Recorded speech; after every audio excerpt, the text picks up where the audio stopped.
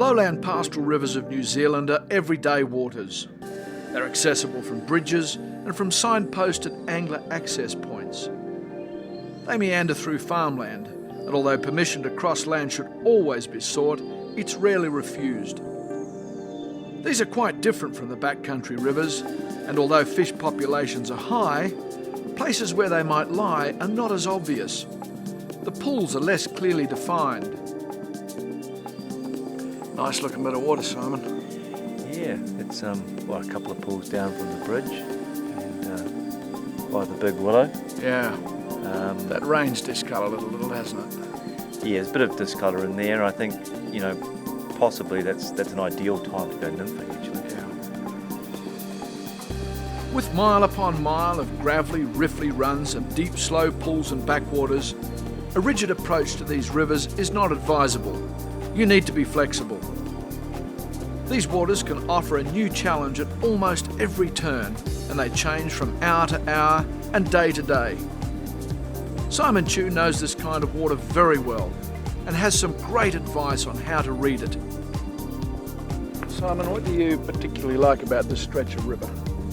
Well, for nymphing, Pete, it's what I call joggly water. And What do you mean by that? rocks about this big create a flow on top, which basically joggles. I call it joggling. It's sort of going up and down like this. Mm-hmm. And when you see water like that, the bottom structure is the right kind of structure to hold fish. Yep. and nymph life. Mm-hmm. And we're going to be fishing water that's about knee to thigh deep being the deepest. Mm-hmm. And these browns will move into this water to feed. Mm-hmm. And that's what we're looking for, feeding fish. Excellent.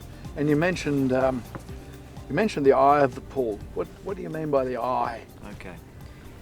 You have a pool like this, and all the water then comes out of the pool, and as it flows and drops down the gradient, it will create a narrow sliver of sort of joggly water. Mm-hmm. We're not looking for the deeper water of mm-hmm. that eye. That would be the domain of rainbows. This river here we're fishing is mainly brown trout. Mm-hmm. So we're going to be fishing the edge of that. Mm-hmm. The edge being sort of anything from calf deep to knee deep. Yep. And that's what I call the eye of the pool.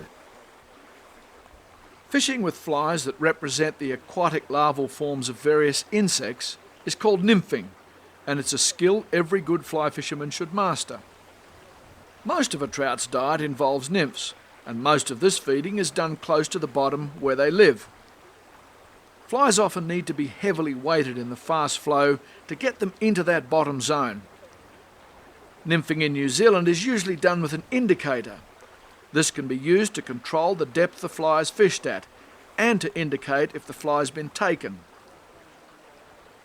Sometimes you use a dry fly with a nymph suspended under it, but often it's simpler than that. One of the best strike indicators you can get is natural greasy wool, and I've just found this on a barbed wire fence. What I'll do is make a slip knot, poke the wool through, pull it up tight, like that, and then just trim it down. I don't want a big strike indicator in the shallow water, and it's also a fairly lightweight nymph. Trim it back, a little bit of poo goo to make it even greasier and float even higher, and that's it. Okay, Simon, where are they? 2 second black rock wide. Yeah, okay, next one wide. Okay.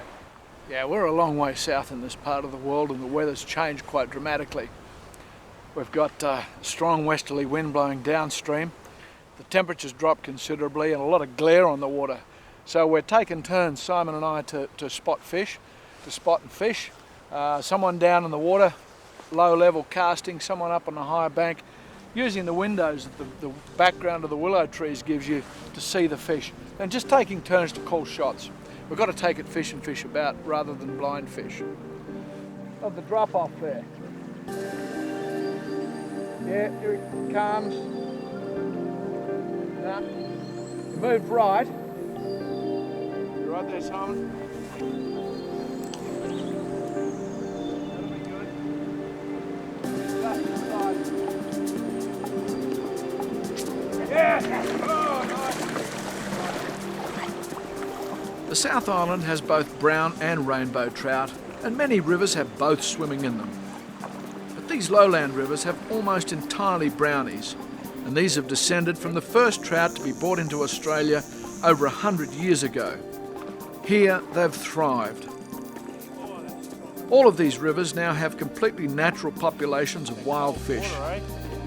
With prodigious stable river flows and endless fine gravel for spawning, there's just no need for stocking.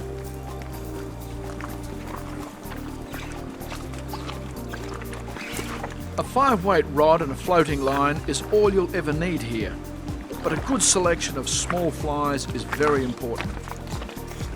I like to buy these locally, or of course pinch them off mates like Simon. In the well-oxygenated cold water, there's nothing sluggish about these brownies. They're a fantastic fighting fish.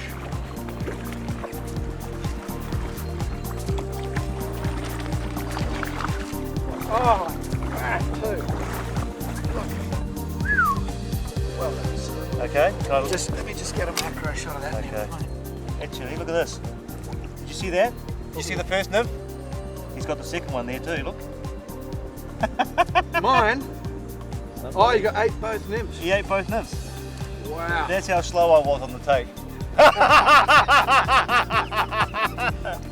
He ate both nymphs. Oh, I like that.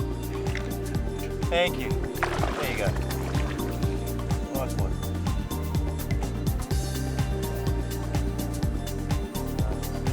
Yes, go! Yes! Yes! Oh, well done. Oh.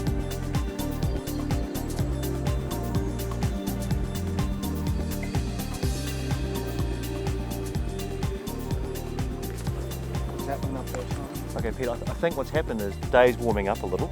There's a bit of an emergence, and we chose to leave some fish that we could see in the pool because they were sort of like in heavier water.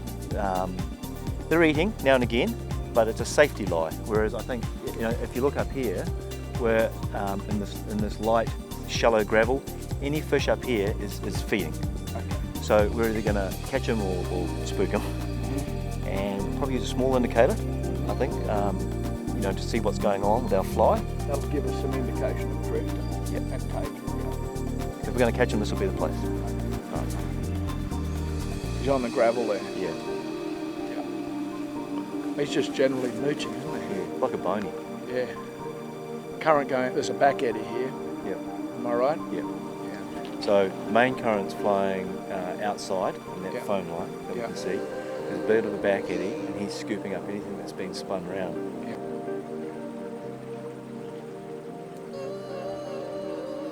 Like all sight fishing, this gave us a wonderful opportunity to see the fish react to the fly. Sometimes you're right on the money and you don't even know it. Oh, there we go. Ah, Jason. Ah. Oh, dear. Going smaller and smaller, very lightly weighted little tungsten bead-headed pheasant tail nymph. Something a little lighter. That'll do it.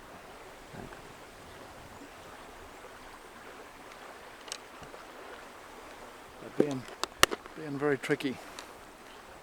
As Simon warned they would be, they're up in the shallows feeding. Of course, when they're up in the shallows, they're on full alert. There's just not enough food coming down at the moment to get them really concentrating on the food and hunting. So they've just moved out of the deeper water into the shallows, and they're still a bit nervous and looking around and haven't settled into a feeding pattern. The morning's coming on, we're getting into the middle of the day, that's when we should have the best action, the middle of the day and through into the afternoon. This old story of, fly fishing being best at dawn and dusk is absolute rubbish. Most of the best fishing in New Zealand is actually during the middle of the day through the afternoon.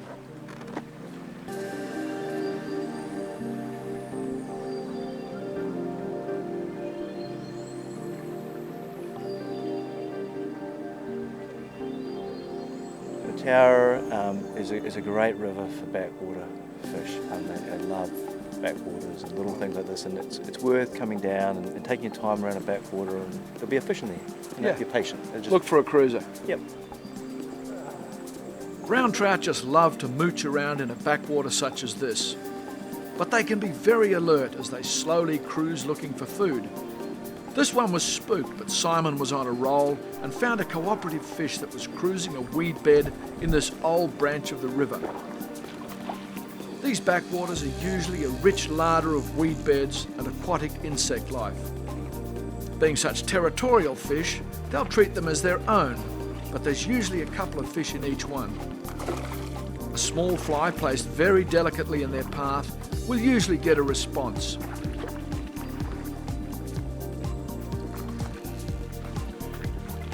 Cheers, mate. Where'd you get that on, Simon? Oh, just a little hare's ear. Just saw the white of his mouth. Good. Yeah, little fish. You get many of these backwaters? Yeah, and I love them. Backwater's great fishing. Great fishing, and love the fishing them.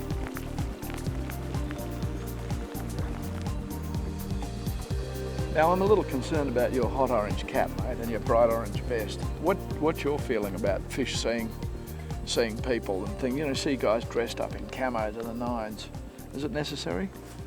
Honest opinion, no. It's not really necessary for camo. I mean, I think at times orange is not something that's terribly natural for a fish to see, Mm-hmm. but you know, it doesn't associate orange with an angler. Mm-hmm. So if I'm not moving too quickly, Mm-hmm. why should I spook the fish? The fish doesn't look up and say, "Oh, there's an angler. It's orange." Mm-hmm. He doesn't say that. Or, "Look, there's an angler. It's blue." Mm-hmm. Drab clothing may allow you to, you know, move quicker along the bank, or to make a few more mistakes. Yeah. Is Is the movement more than anything? I think it's movement, Yeah. but I'm not going to go dressed up as a sheep or whatever. And it doesn't associate. You wouldn't want to in this country. No, Are you going to fish for this or am I? no, I'm not going to fish for it. You are. So I'm going to stand What's here. too difficult for you? Yeah, I'm going to stand here and I'm going to watch it because I know there's a bigger one around the corner. And probably an easier one. I'm waiting for the easy one. Yeah, you're like Richie McCaw, aren't you? You just want sheep. Welcome to New Zealand, mate. All right, I'll Good get on my you. rod. All right.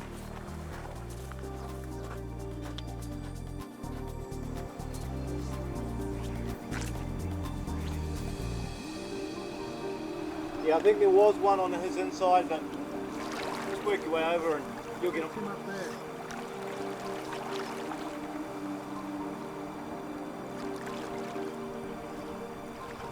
Had a look? Did you see him swing? No, I didn't. I was looking at my fly. Yeah. Had a look.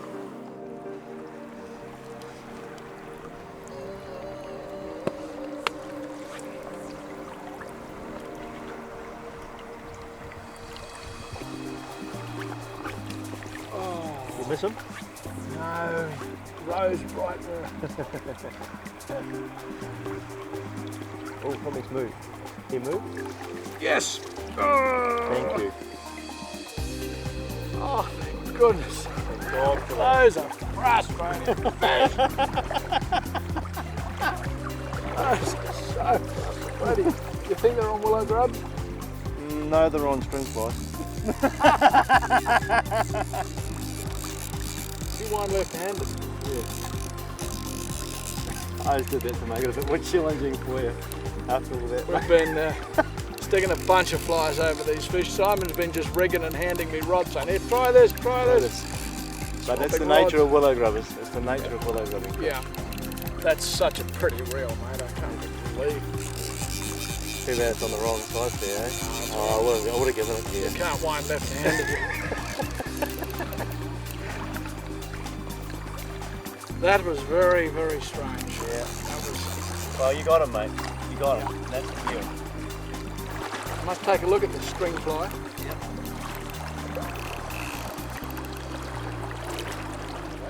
One thing I particularly want to photograph of, and that's that fly. This is not a 10-pounder either. It's not a big fish at all. It's just an honest, Yeah. really nice, honest fish that'll keep you honest. I'll put him on the beach and I'll pull him net.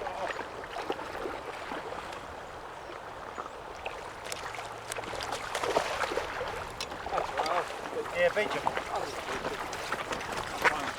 I don't carry a net. I keep losing them.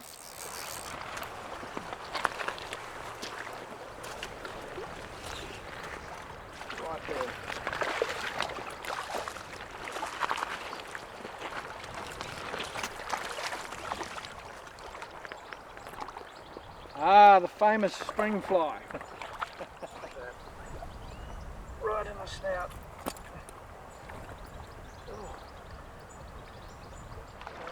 Tell me when I go off the edge. There you go.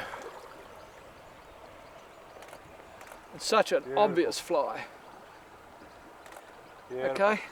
Now, this far south the days can change by the minute, and in terms of feeding, this can greatly affect what the fish will do.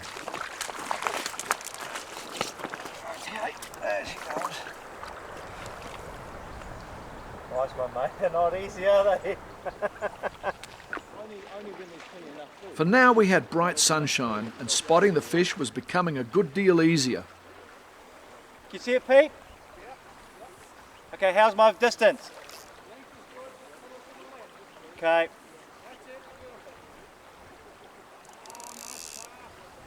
Yeah, that's it, a little to the left. Here it comes.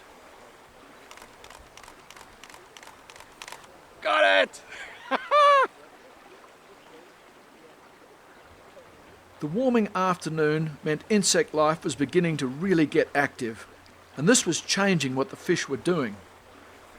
After refusing several flies, this fish took a nymph fish right in the surface as it emerged to become an adult mayfly.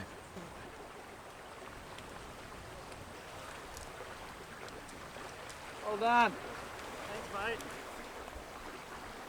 I just noticed this mayfly stuck to the top of my camera as I was walking along.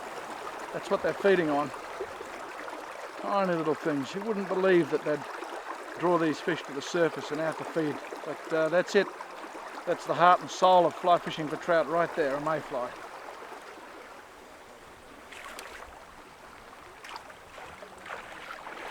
Good spotting. I mean, it's teamwork, mate. You called him for me, and I could barely see him because of the glare, but you're on the high bank.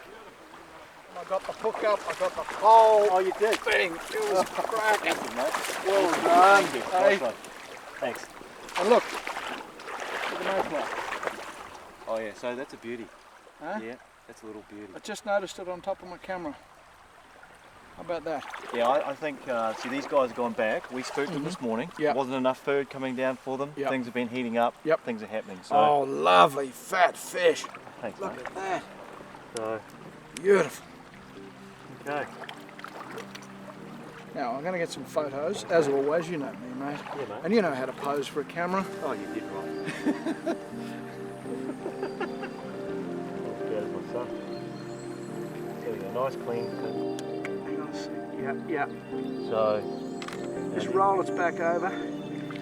Just in the current. Just roll its back over towards you. Get a little side on. Just get that water flowing around its head. I really like that look.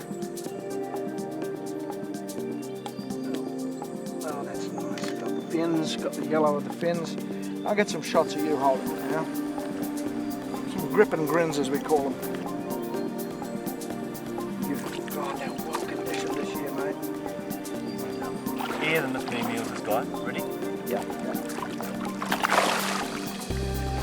Wrong way, pal.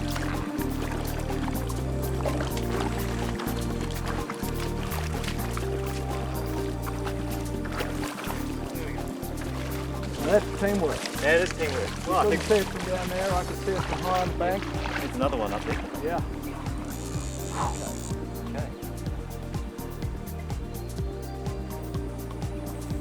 Okay, well, we're sort of coming along a high bank, and more often than not, if you find a nice stable high bank like this and it goes into a couple of foot of water and it's got the right size boulders on it, you're going to have fish that sit up against the high bank looking for terrestrials falling off, and also, you know, the way the wind's blowing and so forth, the feed line's coming down this bank.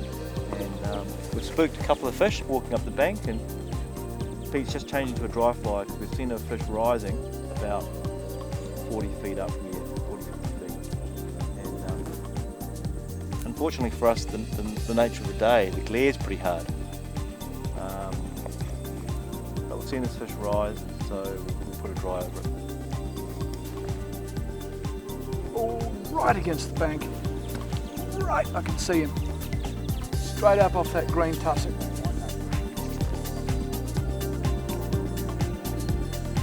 foot to the right of that. There he is. Yes!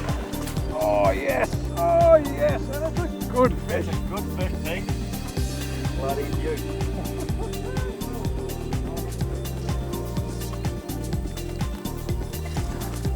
Well, Bloody beaut. it was hard in against the bank. Has him come out? Yep. That's awesome. Oh, thank God that he's not a willow grubber, is all I can say.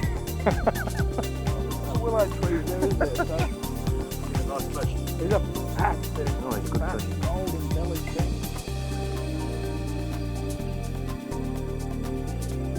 I'm just going to take photos, Pete, is that right?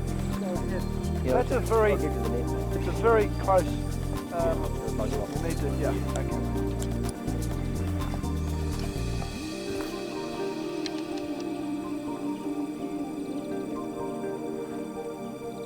Oh, what a magnificent fish.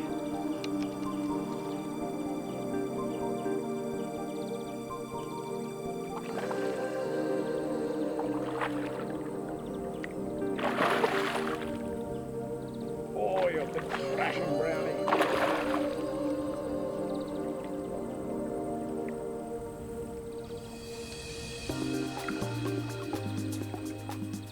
The fish in this river were fat and fit, even though it was still quite early in the season. After missing and losing a few that day, I just didn't want to rush this one. But it was very stubborn and used the current constantly to stay just out of reach.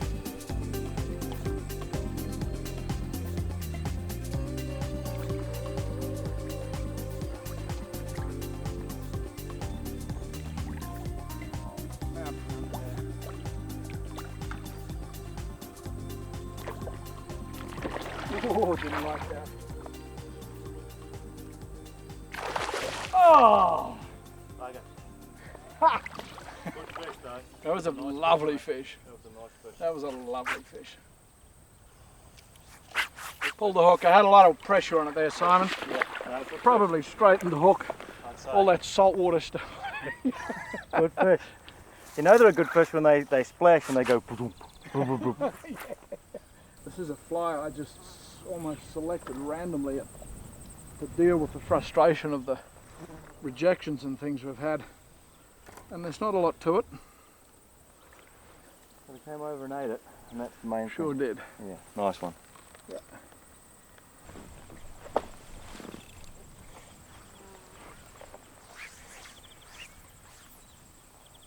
This one, see this.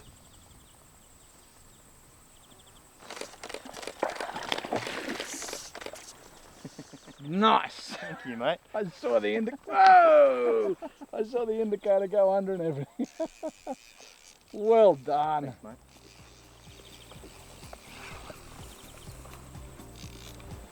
There's even a convenient little ledge down there. Bloody good.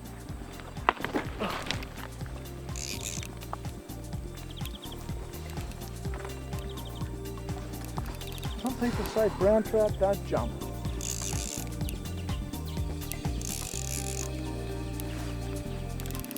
You alright? Yep.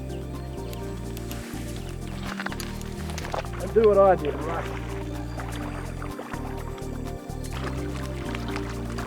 Come down there with you. I'm okay if you're happy up here. You want to shoot stuff. Yeah. Great man. Okay. Yeah. Go. 1, 2, 3. Got him. Thank you, mate. Yeah, the old indicator would just nip down and. Yep. I saw the fish move first. Yeah, I saw the fish move. Yeah. And I was trying to be patient. Yeah. Because sometimes I like to be a bit quick on the gun. Yeah. You've got to wait for the indicator to go, really, Yeah. don't you? Yeah. I'm going to take this nymph out and get him ready for release. Oh, nice spot. Thank you, gents.